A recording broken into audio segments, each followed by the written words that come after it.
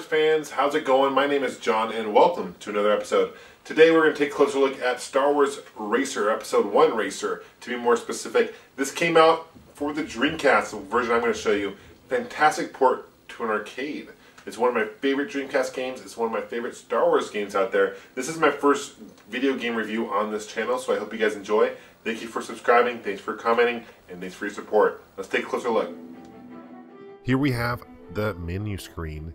First you gotta choose your saving block so you can save the game. Once you do that, you have 4 different options. You can play on tournament, you can play free play, time attack, which you're you against the clock, or you can actually do internet on the version as well, which is really cool. Here is kind of the main hub, and at this stage you have to actually pick your racer. So there's different options you can get. I prefer Anakin because I think he's probably the most balanced, and there's different skill sets for each racer.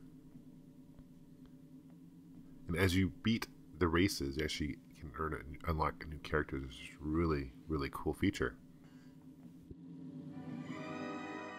Here is the first race. This is on Tatooine. I really like the opening sequences of each race. It really definitely adds to the game, and this is very similar to Episode 1, the movie, which is cool. And it seems like the announcers they have in the game are almost the same voices, if not the same voices of the movie, which is nice. And here you have Jabba the Hutt. Well, here is the first race, and there are actually 25 races in this game. There are 3 stages of 7 races, and the final stage has 4. So here we are off to a race here, and as you start the game, it's you against 11 other racers.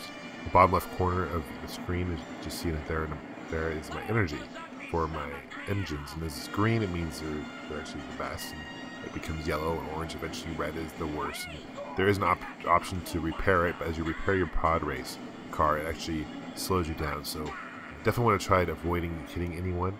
There are no weapons in this game, unfortunately, but I really enjoy the graphics. The music is awesome. There's different viewpoints you can take in the game as well. Here's kind of a first person, and there's the back. This is probably the easiest viewpoint to play the game in, just because you can see what's kind of in front of you better, but I'm going to play mostly in this viewpoint right here. I do want to make a correction. I said this was based on an arcade game. The arcade game was actually released 2000, so it was released about the same time. So the arcade game was actually based on more on this one here. And here is stage 2 of the game, and as you can see, the border, that's kind of where I'm at in the race. I'm first at this point of the race, but you can actually change that option to kind of the viewpoint that you want to see it. This one's probably the easiest to see kind of where you're at in the game as far as where you are in the lap. Unfortunately, it doesn't tell you where to turn left or right, unlike most racing games at the time.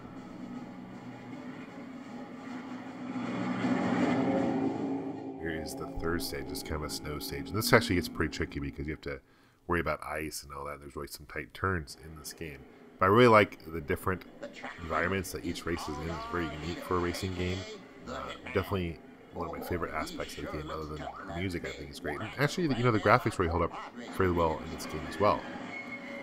This game was ported to a number of home consoles and computers and handhelds, actually. For computers, it was on the PC, available on Windows. It was also available on the Macintosh, which is interesting. It was also available not only on the Dreamcast for home consoles, but the Nintendo 64. And the Game Boy Advance actually saw a version of this game as well. Although the Game Boy Advance version is much different. It's more of a top-down view than a kind of a view that you see here, just because the Game Boy Advance couldn't handle the graphics at the time that the games like this could.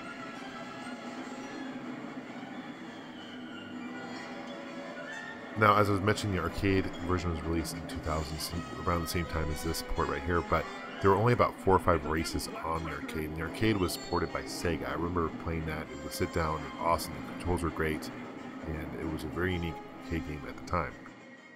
Now, if you get first place in a race, you do unlock other pods, which is really cool. Here's one that I unlocked in this particular race. Also, between races, you can go to Auto Shop and purchase items and upgrades, so you can increase your acceleration, your top speed, your turning, as you see here. So you definitely want to collect credits as you win. You accumulate credits, and it's kind of like Gran Turismo in that regard. You can improve your ability of your pod. So purchase Pit Joy, just kind of help you upgrade and repair your pod much more easier.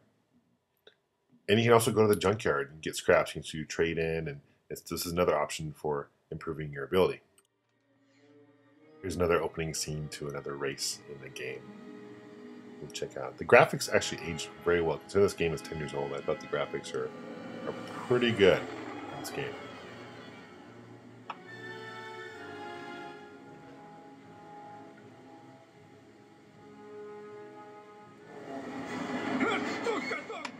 Now here's the course. This particular course is pretty tricky because there's a lot of tight turns, and you gotta be careful because right here you obviously can die. Now you do have unlimited amount of lives in this game.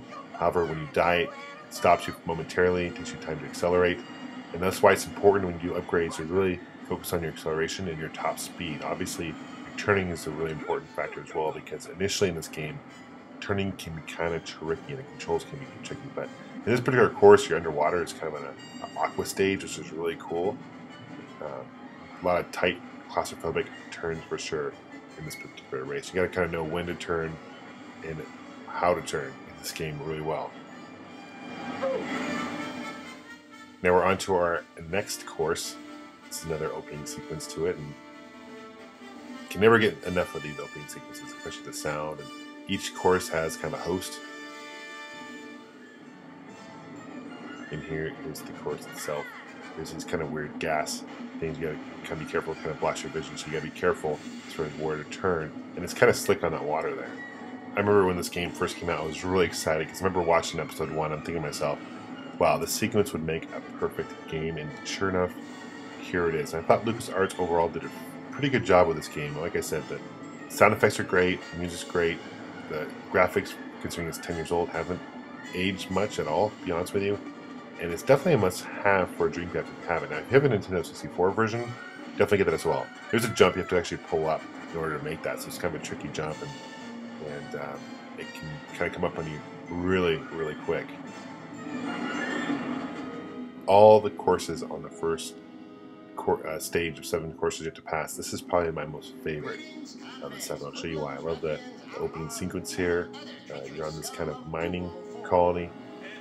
It's where they stow, I guess, inmates and stuff like that. So the music is a little bit different, more dark in this course, and there's definitely some zero gravity parts of the course they have to deal with. I'm going to show you here in a second.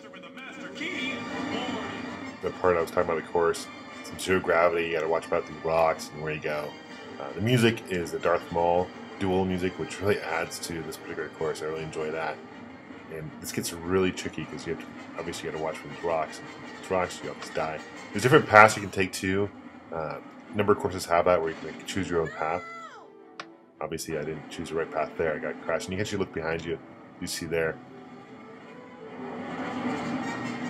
Now I mentioned earlier there's going to be parts of the game where you're going to need to repair yourself. My left engine is red. So you hold down left and R triggers.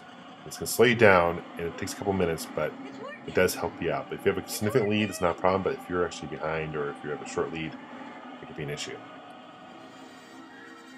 Here is the last race course I'm going to show you in this game. This is the 7th one in the first stage of 7 courses. As I mentioned before, there are 25 courses in this game. So the replay value is actually really good in this game because in order to play 7 courses, it takes about an hour. And that doesn't include all the cars, pods you can choose from to upgrade them. And that's another thing I want to point out. While you're playing this game, it's really important to focus on upgrading your pod car because each race that guys you're racing against get faster and faster. So if you don't take the time to actually upgrade your engine or your acceleration, your top speed, etc., you're going to be left in the dust. Now this course, even though it's this last 7 courses, isn't that difficult. The course itself is fairly wide. And the turns are fairly simple to make, so I was kind of expecting to be more. The one thing you can do in this course is choose your kind of what tunnels you want to take. You can choose your adventure, as I was mentioning before. So here we are, guys. We have completed it. We got first place. Good job. We've done it. But anyway, this is definitely a really great game, guys. Like I said a number of times before, if you have a Dreamcast, even if you have a Nintendo 64, a PC with old Windows or old Mac, definitely look to pick up this game. The Game Boy Advance version is totally different. I do own that one. And even though it's fun, it's a completely different port of the game. Thanks for watching, guys. I'll have another video up shortly. May the Force be with YouTube always. Take care.